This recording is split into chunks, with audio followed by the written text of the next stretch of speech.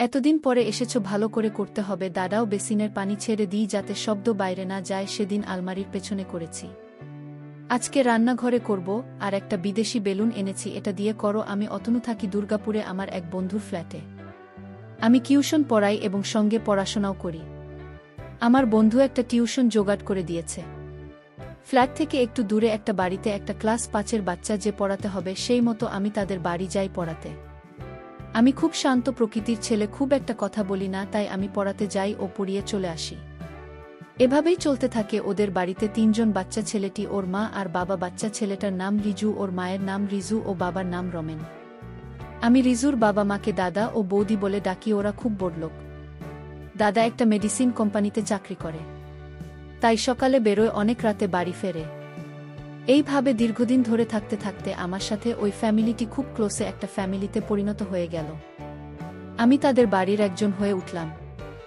আমার যখন যা প্রয়োজন হতো আমি নিজেই করে নিতাম, যেমন জল খাওয়া, বাথরুম যাওয়া ইত্যাদি। এই ফ্যামিলি সম্পর্কে আমার মনেও কোনো খারাপ চিন্তা ছিল না। আমারও বাড়ি থেকে দূরে একটা ফ্যামিলি পেয়ে খুব ভালো লাগত। একদিন আমি যথারীতি পড়াতে গেছি। কিছুক্ষণ পরে ওয়াশরুমে যাওয়ার প্রয়োজন পড়ে। যখন বাথরুমে যাই, সঙ্গে সঙ্গে ঘটল এক মাথা ঘুরে যাওয়া ঘটনা। আমি রিজুকে পড়তে বলে আমি যেই বাথরুমে দরজা খুলে ভেতরে ঢুকব, আর ভেতরে দেখি বই দিয়ে দরজার দিকে পেছন করে বসে কি যেন করছে। আমি তো সরি বলে বেরোতে যাব, ঠিক সেই সময় এমন স্লিপ করে পড়লাম ঠিক বৌদির পেছনের দিকে। এমন পরিস্থিতিতে বৌদি একটু চমকে গিয়ে শাড়ি ঠিক করতে লাগলো, আর আমিও খুব তাড়াতাড়ি উঠে সেখান থেকে বেরিয়ে এলাম। এই ঘটনায় আমার খুব অস্বস্তি হচ্ছিল। এটা কি হলো? আমি কোনোভাবে আবার ফিরে এসে রিজুর কাছে এসে বসে পড়াতে শুরু করলাম। পরে গিয়ে যে ব্যথা পেয়েছি সেই সবের খেয়াল নেই, শুধু ভাবছি বৌদি কি ভাববে। আমার খুব টেনশন হচ্ছিল। হঠাৎ খেয়াল করলাম বৌদি এখনো বাথরুমে। আমি রিজুকে যেখানে পড়াই বাথরুমটা ঠিক সেই রুমের সামনে। বৌদি বেরোলেই আমি দেখতে পাব, তাই মনে হয় বেরোতে পারছে না। দেখি কিছুক্ষণ পরে বৌদি বেরিয়ে কোনো দিকে না তাকিয়ে রান্নাঘরে চলে গেল। আমিও তাকাইনি, তবে বুঝতে পারছি আমি সেদিন তাড়াতাড়ি বাড়ি ফিরে এলাম। বাড়ি ফিরে বুঝলাম আমার খুব জোরে পায়ে ব্যথা লেগেছে, একটু কেটে গিয়েছে। ভাবলাম সকালে ঠিক হয়ে যাবে, কিন্তু সকালে আরও ব্যথা বেড়ে গেল। ঠিক করলাম আজ পড়াতে যাব না। আমি বিছানাতে শুয়ে পড়লাম, আর মোবাইল দেখতে থাকতে আমার বুকটা ধকধক করে উঠল। দেখি রিজুর মা ফোন করেছে। ইচ্ছে করেই ফোনটা ধরলাম না। ফোন রেখে অনেক কিছু মাথায় ঘুরতে লাগলো। বৌদি হয়তো রেগে গেছে। আমি তার পরের দিন পড়াতে গিয়ে স্বাভাবিকভাবেই আছি, কিন্তু মনের মধ্যে খুব লজ্জা লাগছে। কিছুক্ষণ পরে দেখলাম বৌদিও স্বাভাবিক, কিন্তু আমাকে চা দিতে এসে আমার লজ্জা আরও বাড়িয়ে দিল। চা রেখে বৌদি আসতে করে বলল, খুব জোরে লেগেছিল নাকি? আমি বললাম, না বৌদি, আমি ব্যথার কথা বলিনি বলেই হাসতে হাসতে চলে গেল, আর আমার মুখ পুরো লাল হয়ে গেল। খানিক পরে বৌদি এসে বলল, দেখি কোথায় ব্যথা পেয়েছ? আমি বললাম, না তেমন কিছু না, একটু কেটে গেছে, সেরে যাবে। এই বলে পাটা দেখাতেই বৌদির চোখ কপালে এতটা লেগেছে, আর তার মধ্যে খোঁড়াতে পড়াতে এসেছে, পায়ে অনেকটা লেগেছিল। তাই বৌদি বলল, দাঁড়াও, আমার কাছে ভালো মলম আছে, একটু দিলেই ব্যথা কমে যাবে। এই বলে ভেতর থেকে একটা মলম নিয়ে এসে আমার পায়ের কাছে বসে আমার পা টেনে ধরল এবং খুব যত্ন করে মলম লাগাতে মাথা নিচু করেই আস্তে আস্তে বলতে লাগলো, খুব ব্যথা পেয়েছ? এত তাড়াহুড়ো করে বাথরুমে ঢুকলে এই রকমই হয়। আমি খুব লজ্জা পেয়ে গেছিলাম। আমি বললাম, বাথরুমে দরজাটা লাগিয়ে নিলেই হয়। বৌদি আর কিছু বলল না, কিন্তু সেদিন আমায় যাবার সময় বলে গেল, বেশ করেছি, আবার খোলা রাখব, আর হাসতে হাসতে চলে গেল। আমি তো পুরো আকাশ থেকে পড়লাম। যাই হোক, আমি আবার লিজুকে পড়াতে শুরু করে দিলাম, কিন্তু মন বসছে না পড়াতে, শুধু মনে পড়ছে বৌদির কথায়। কোনো মতে পড়াচ্ছি। কিছুক্ষণ পরে দেখি বৌদি চা দিয়ে গেল আর বলে গেল, কাল রবিবার, কাল আসবে। আমি বললাম, কি জন্য? বৌদি বলল, সেটা বলা যাবে না, আসবে ব্যাস। আমি বললাম, আচ্ছা ঠিক আছে। আমি চিন্তায় পড়ে গেলাম। যাই হোক, বাড়ি এসে ভুলেও গেলাম কালকের যাওয়ার কথা। আজ রবিবার, সারাদিন অনেক কাজ ছিল। দুপুরে খাবার খেতে খেতে হঠাৎ মনে পড়ল রিজুদের বাড়ি যাওয়ার কথা। তাই সন্ধেবেলায় আমি ঠিক পড়াতে যাওয়ার সময় বৌদিদের বাড়িতে এলাম। এসে জানতে পারি আজ রিজুর জন্মদিন। আমি তো সঙ্গে কোনো কিছু রিজুর জন্য আনিনি। আমি বৌদিকে বললাম আমাকে কাল বলতে পারতে, তাহলে কিছু একটা উপহার বাচ্চাটার জন্য আনতে পারতাম। তখন বৌদি বলল, ওর জন্মদিন আমরা পালন করি না আর কাউকে নিমন্ত্রণ করি না, কারণ ওই দিন ওর দাদু মারা গিয়েছিলেন। তাই আর আজ তোমাকে ডাকার কারণ তুমি এই বাড়ির একজন হয়ে গেছো তাই। আজ ওর বাবা বাড়িতে নেই, বাইরে গেছে কোম্পানির কাজে। রিজুর খারাপ লাগবে, তাই তোমাকে ডাকলাম। আমি বললাম, ও এই ব্যাপার। বৌদি বলল, আচ্ছা তোমরা বসো, গল্প করো, আমি একটু খাবার নিয়ে আসছি বলে বৌদি চলে গেল। আমি আর রিজু গল্প করতে লাগলাম। কিছুক্ষণ পরে বৌদি এলো খাবার নিয়ে। দিজুমাকে বলল, আজ কিন্তু পড়তে বসব না। আমি বললাম, আচ্ছা আজ পড়াব না, আজ তুমি যা চাইবে তাই হবে। কিছুক্ষণ ভেবে বলল, আজ লুকোচুরি খেলব। সঙ্গে সঙ্গে বৌদি বলে উঠল, তাই হবে, তবে আমরা লুকোবো, তোকে খুঁজতে হবে। ঠিক আছে। এবার আমি আর বৌদি ঘরের মধ্যে লুকাচ্ছি, আর লিজু খুঁজছে। আমি একটা অন্ধকার ঘরের মধ্যে আলমারির পাশে ফাঁকা জায়গায় লুকিয়ে গেলাম। কিছুক্ষণ পরে দেখি বৌদিও ওই রুমে এসে জায়গা খুঁজছে। শেষে ভালো কোনো জায়গা না পেয়ে আলমারির পাশে লুকাতে এসে দেখে আমি ওখানে দাঁড়িয়ে কিছু না বলে আমার সামনে দাঁড়িয়ে পড়ল, আর বিছানার চাদরটা টেনে নিজেকেও আমাকে ঢাকা নিয়ে নিল। আমাকে বলল, চুপ করে দাঁড়িয়ে থাকো। এরকম অবস্থায় আমার কেমন যেন মনে হচ্ছিল বৌদি পুরো আমার সামনে দাঁড়িয়ে আছে। আমি বুঝতে পারলাম বৌদির সেই কথা বেশ করেছি। আবার খুলে রাখো বাথরুমের দরজা। বৌদির প্রতি অন্য একটা ভালো লাগা বনের মধ্যে খেলতে শুরু করলো। আজ বৌদি শুধু নাইটি পরে আছে, হালকা লাল কালারের নাইটি, বেশ সুন্দর দেখাচ্ছিল তাকে। আমিও বৌদি চুপচাপ দাঁড়িয়ে আছি, কিন্তু দুজনের মনে অনেক কিছু চলছে। একটু পর রিজু ঘরের মধ্যে ঢুকেছে, তাই দুজনে আরও সতর্ক হয়ে গেলাম। এতক্ষণ লিজু ঘরের মধ্যে খোঁজার পরেও না পেয়ে ও অন্য ঘরে চলে গেল আমাদেরকে খোঁজার জন্য, আর বৌদি সেটা বুঝে আস্তে করে আমার দিকে ঘুরে দাঁড়াল। আমাদের আর বোঝার কিছু বাকি রইল না যে আমরা একে অপরের কাছে কি চাই। বৌদি বলল, অতনু, আজ আমাকে তুমি তোমার মতো করে ভালোবাসো। তখনই মা, ও মা, আমি তোমাকে খুঁজে পাচ্ছি না।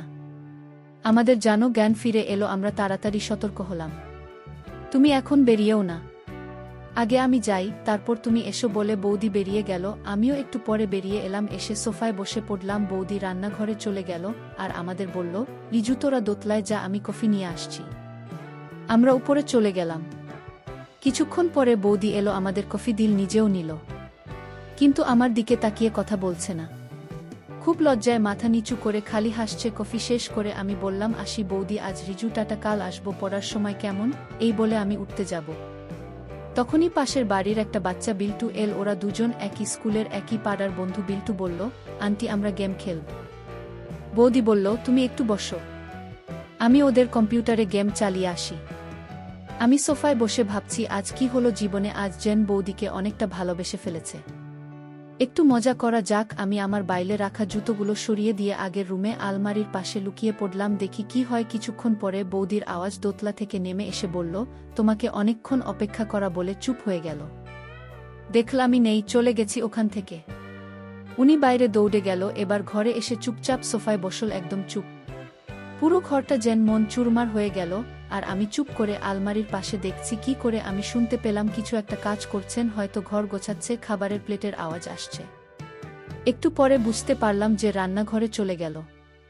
আমি একবার ভাবছি বেরোবো, আবার ভাবছি আরও কিছুক্ষণ থাকি। কিছুক্ষণ পরে দেখি বৌদি এই ঘরের দিকে আসছে। মনে হয় বিছানার চাদরটা ঠিক করতে আসছে। কিছুক্ষণ আগে ওই চাদরের ভেতরে অনেক ঝড় বয়ে গেছে। আমি চুপচাপ দাঁড়িয়ে আছি। বৌদি ঘরে ঢুকে এটা ওটা ঠিক করতে করতে আয়নার সামনে নিজেকে আয়নায় দেখল। আমি একটু উকি মেরে দেখছি কি করছে বৌদি। বৌদি নিজেকে আয়নায় ভালো করে দেখছে। আজ যেন নিজেকে নতুন করে পেয়েছে। নিজের চুল ঠিক করতে করতে গুনগুন করে গান করছে, আবার নিজে লজ্জা পাচ্ছে। এবার আয়নায় নিজেকেই নিজে একটা কিস ছুড়ে দিয়ে বলছে, দুষ্টু ছেলে একটা। আমি আলমারির পাশ থেকে দেখছি আর মনে মনে হাসছি। আর বেশিক্ষণ এভাবে থাকা যাবে না। ওদিকে টাইম ও হয়ে গেল বাড়ি যাওয়ার, তাই এবার বেরোতে হবে। এবার আমি বেরোতে যাব, দেখি বৌদি এদিকেই আসছে চাদর ঠিক করতে। যেই আমার সামনে এসেছে আমি হালুম বলে উঠেছি, আর বৌদি খুব জোরে ভয় পেয়ে চিৎকার করে উঠল, ওমা তুমি দুষ্টু ছেলে, আমার সাথে মজা করা হচ্ছে। এইবার বৌদিও হাসছে, আমিও খুব হাসছি। আমি হাসতে হাসতে বললাম, আয়নার সামনে কি করছিলে? আমি সব দেখেছি। বৌদি লজ্জা পেয়ে বলল, কই কিছু না তো। এমন সময় বৌদি বলল, একটা কাজ করতে হবে। আমি বললাম কি কাজ? বৌদি একটা বদেশি বেলুন এনে আমাকে দিল আর বলল, এটা দিয়ে কাজ করতে হবে। বন্ধুরা, তোমরা নিশ্চয়ই বুঝতে পেরেছ কিসের কথা বলছি। বৌদি বলল, তোমার দাদা এখন আর কিছুই পারে না, ওকে দিয়ে কিছুই হয় না। আমি এবার আসল ব্যাপারটা বুঝতে পারলাম। বৌদিকে বললাম, ঠিক আছে, আমি দাদার হয়ে সব কাজ করে দিব। একটু পর আমরা কাজ শুরু করলাম। বন্ধুরা, ইউটিউবে করা নিয়মের কারণে এসব ঘটনা সরাসরি বলা যাচ্ছে না। তোমরা কমেন্টে দেওয়া লিঙ্ক থেকে আমার ওয়েবসাইট ভিজিট করো, সেখানে একদম মনের মতো গল্প দেওয়া আছে যেগুলো ইউটিউবে পাওয়া যায় না। ঘণ্টাখানেক কাজ করার পর বৌদি বুঝতে পারল আমি পড়ানোর পাশাপাশি অন্য কাজ করতেতেও বেশ দক্ষ দেখলাম। অনেক রাত হয়ে এসেছে। বৌদি বলল, আজ রাতে এখানে থেকে যাও না প্লিজ, কাল সকালে বাড়ি যাবে, আজ তোমার দাদা বাড়ি আসবে না। আমি বললাম, আমারও ইচ্ছে করেছে থাকতে, কিন্তু কাল সকালে আমার একটা ইন্টারভিউ আছে, আমাকে অনেক সকালে ঘুম থেকে উঠে যেতে হবে। আর তাছাড়া আজ সারা সন্ধ্যায় যা হলো, আমি সমস্ত পড়াশোনা ভুলে গেছি, তোমাকে ছাড়া আমার আর কিছুই মনে পড়বে না।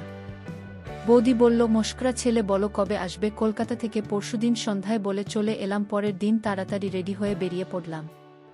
বৌদিদের রাস্তা দিয়ে যাওয়ার সময় দেখি বৌদি বেলকনিতে দাঁড়িয়ে আছে। আমি একবার তাকিয়ে সোজা চলে গেলাম আর ফিরে তাকালাম না। সারাদিন ইন্টারভিউয়ের চাপ, ইন্টারভিউ হলো রাতে, আবার ট্রেন ধরে দুর্গাপুরে নেবে। ভাবলাম সারাদিন বৌদি একবারও ফোন করেনি, মনটা একটু খারাপ হয়ে গেল। যাই হোক, বাড়ি ফেরার পথে ঠিক করলাম বৌদিদের রাস্তা দিয়ে যাব। প্রায় সোজা বাড়ি এসে হাত মুখ ধুয়ে শুয়ে শুয়ে ভাবছি চাকরিটা যেন ঠাকুর ঠাকুর করে পেয়ে যায়। কিছুক্ষণ পরে ঘুমিয়ে যায়। সকালে মোবাইলের রিং এ ঘুম ভাঙল, ফোনটা একটু দূরে ছিল। ভাবলাম বৌদি ফোন করেছে, দৌড়ে গিয়ে ফোনটা ধরে দেখি বাড়ি থাকে ফোন। যাই হোক, তাদের সঙ্গে কথা বললাম।